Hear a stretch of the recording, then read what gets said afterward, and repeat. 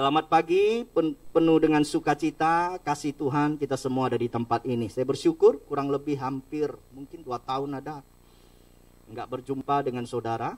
Walaupun ditutup dengan masker, kecantikan, kegantengan kita nggak terlihat, tapi saya melihat wajah yang penuh dengan kemuliaan Tuhan. Amin. Toleh kiri kanan bilang dulu, kamu penuh dengan kemuliaan Tuhan. Haleluya. Terima kasih buat Tuhan yang baik, kesempatan pagi hari ini, dan terima kasih buat Bapak Gembala, Bapak Pendeta Fendi bersama dengan Ibu, bersama dengan Wakil Gembala, staf semua yang ada. Saya bersyukur. Nah, hari ini siap belajar firman Tuhan. Amin. Langsung saja kita buka Mazmur pasal yang ketiga. Mazmur pasal yang ketiga, ayat yang pertama sampai dengan ayat yang ke-8. Saya rindu jemaat Tuhan, kita baca bergantian firman Tuhan ini. Saya akan mulai dengan ayat yang pertama. Judul daripada Mazmur pasal yang ketiga adalah nyanyian pagi dalam menghadapi musuh. Saya akan baca ayat pertama, kemudian dilanjutkan dengan Bapak Ibu baca ayat yang kedua, dan seterusnya. Mazmur Daud ketika ia lari dari Absalom anaknya. Ya Tuhan, betapa banyaknya lawanku, banyak orang yang bangkit menyerang aku. Ayat yang kedua.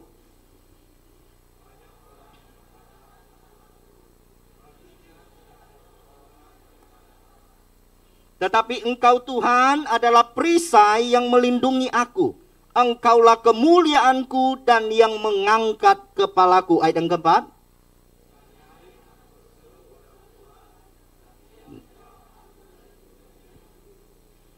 Aku membaringkan diri lalu tidur, aku bangun sebab Tuhan menopang aku. Ayat yang keenam.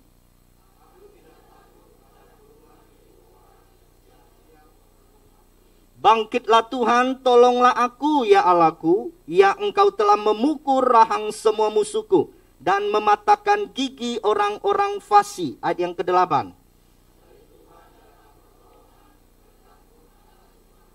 Yang percaya katakan amin. Nah Bapak Ibu, kalau kita membaca ayat yang pertama sampai dengan yang ketiga, maka kita bisa menemukan, saudara pasti setuju bahwa Daud sedang mengalami satu pergumulan, kesulitan yang sangat amat pelik dalam hidupnya. Amin.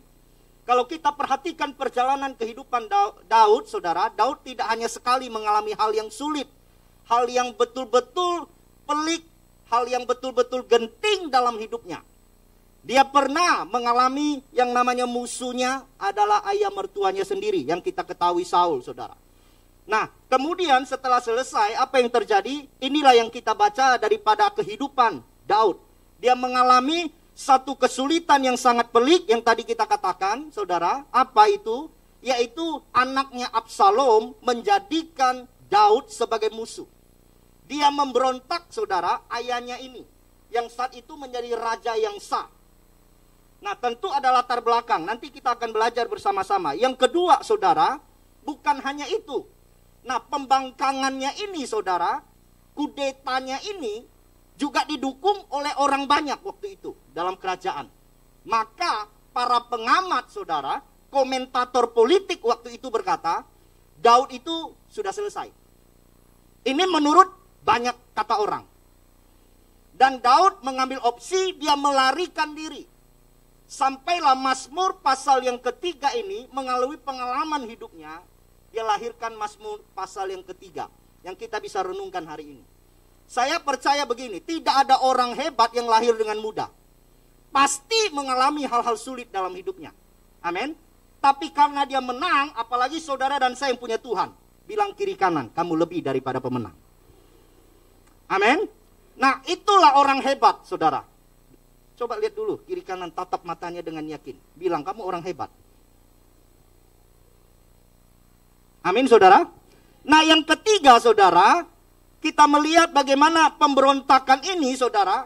Tadi yang secara matematis, udah selesai. Ya kan? Sudah selesai. Orang banyak berkata, Daud ini sudah selesai. Tapi ternyata, hasil akhirnya, kita tahu ceritanya. Nah, apa yang kita bisa pelajari daripada kisah Daud ini, saudara? Ada 3 hal penting, saudara, yang saya catat, yang kita bisa belajar bersama daripada Daud ini. Yang pertama adalah, saya temukan begini, saudara. Daud berkata, Tuhan itu sebagai perisai. Tuhan itu sebagai perisai. Saudara tahu fungsi daripada perisai?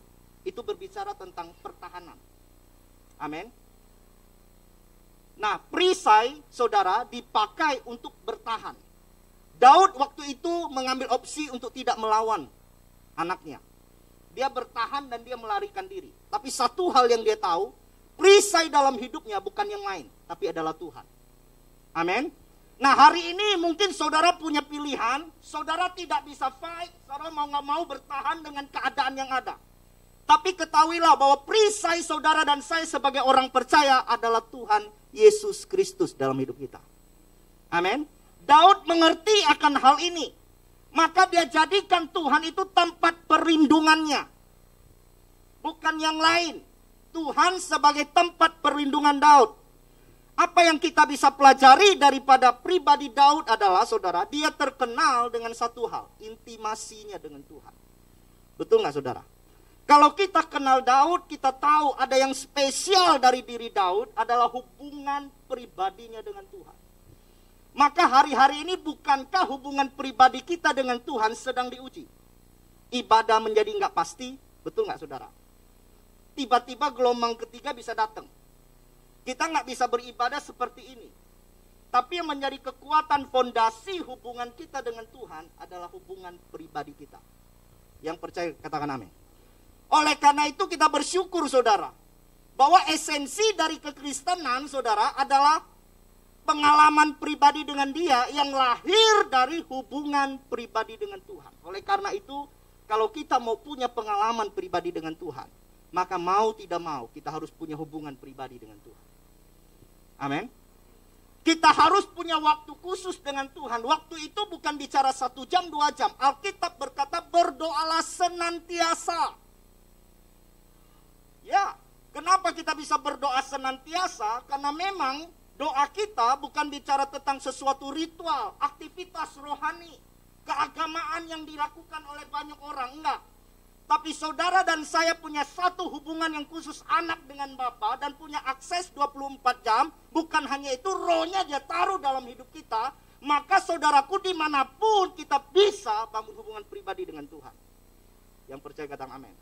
Waktu kita mengendarakan mobil, waktu ibu-ibu lagi masak, bapak lagi di kantor, saudara bisa punya hubungan pribadi dengan Tuhan.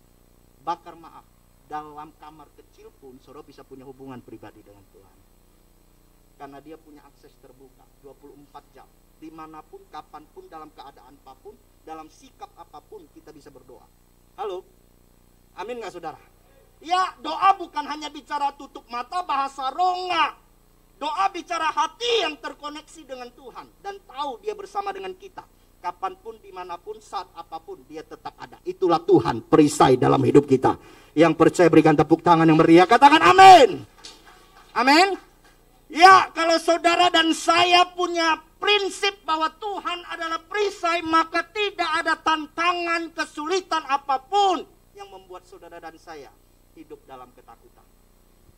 Amin. Kalau Tuhan itu tempat perlindungan, enggak ada apapun musuh yang sanggup merobohkan benteng pertahanan kubu kita. Yang percaya katakan amin. Jadi yang pertama saya temukan, Tuhan itu perisai. Maka jadikanlah gaya hidup kekristenan kita adalah gaya hidup yang selalu komunikasi dengan Tuhan. Saya punya moto STT, bukan sekolah tinggi teologi, tapi selalu tanya Tuhan. Amin.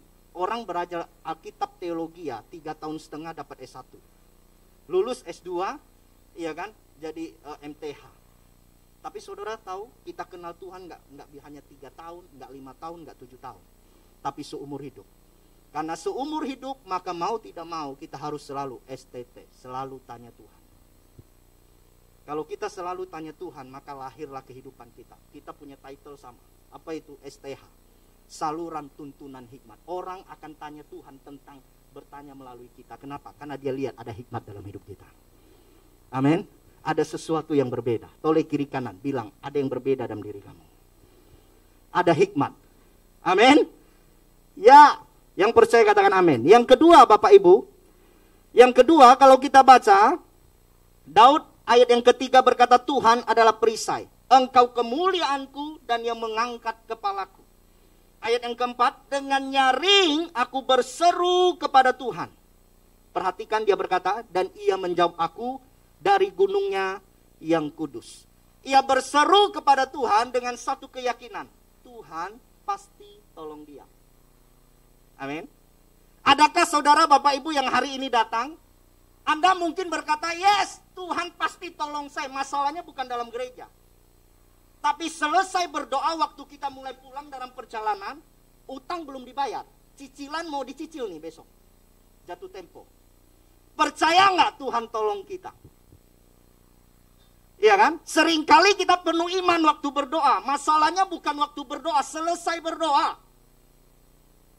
Yakin nggak Tuhan tolong kita? Daud yakin pasti Tuhan akan tolong dia. Ini luar biasa. Maka iman itu adalah waktu kita berdoa. Kita yakin menerima walaupun kita belum melihat. Amin. Itulah orang percaya berdoa. Dia yakin Tuhan pasti tolong dia. Saya punya dosen waktu sekolah Alkitab di Malang, saudara. Dia ngajar dan dia juga punya sekolah Alkitab. Nama sekolah Alkitabnya lucu. Namanya Yestoya. Beliau ini sambil mengajar punya misi dalam pelayanan pekerjaan Tuhan. Nah, kita pikir waktu dengan nama Yestoya itu bahasa Ibrani atau bahasa Yunani gitu ya saudara ya. Ternyata itu singkatan. Singkatan dari apa? Yesus tolong saya. Jadi sekolah Alkitabnya Yestoya, Yesus tolong saya.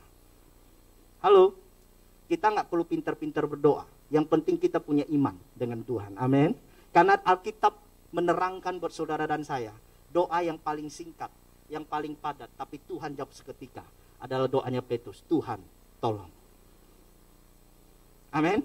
Jadi nggak ada alasan, Pak, saya nggak bisa berdoa. Enggak, Tuhan pasti tolong kita. Bilang dulu kiri kananmu, Tuhan pasti tolong kamu. Daud punya keyakinan demikian, Tuhan pasti tolong dia. Bayangkan saudara, orang banyak sudah berkata tidak mungkin lagi. Secara hitung-hitungan, secara matematika, realita yang ada, pendukung dari Absalom lebih banyak waktu itu. Daud sudah di luar istana. Dia sudah melarikan diri. Kalau kita lihat waktu itu, Daud sepertinya sudah selesai. Tapi Daud tetap punya keyakinan. Tuhan tolong dia. Hal yang pertama, Tuhan perisai dalam hidup kita. Yang percaya katakan amin. Yang kedua adalah Tuhan pasti tolong kita. Kalau kita mampu melewati yang poin yang kedua, yang ketiga akan terjadi. Yang ketiga adalah demikian, ayat yang kelima. Ini luar biasa. Aku membaringkan diri lalu tidur. Berapa banyak dari kita saudara waktu punya pergumulan yang berat, kesulitan yang amat sangat mungkin buat saudara, kita sampai nggak bisa tidur. Betul nggak saudara? Stres Pak, depresi Pak. Kita nggak bisa tidur. Waktu mau meremkan mata itu, otak kita masih jalan. Masih pikirin pergumulan itu. Sampai kita nggak bisa tidur. Nah ini Daud hebat. Karena dia yakin Tuhan tolong dia, bisa tidur nyenyak loh dia. Dahsyat nggak? Itu yang luar biasa. Itu yang harusnya terjadi buat anak-anak Tuhan. Kalau kita yakin Tuhan pasti tolong kita, malam kita bisa tidur. Amin. Ya, besok bangun, dia berkata demikian nih. Daud bilang demikian. Ayat yang aku bangun sebab apa? Tuhan menopang aku. Kalau yang pertama dia gambarkan Tuhan itu adalah perisai bagi dia, tempat perlindungan bagi dia, maka yang kedua dia gambarkan saudara, Tuhan itu penopang. Maka dia akan bangun dan berdiri kembali. Artinya apa? Tuhan tahu persis siapa kita. Setiap kita punya kelemahan, kekurangan. Betul nggak? Setiap kita kapanpun sadar tidak sadar kita bisa lemah Pak. Walaupun pendeta Pak.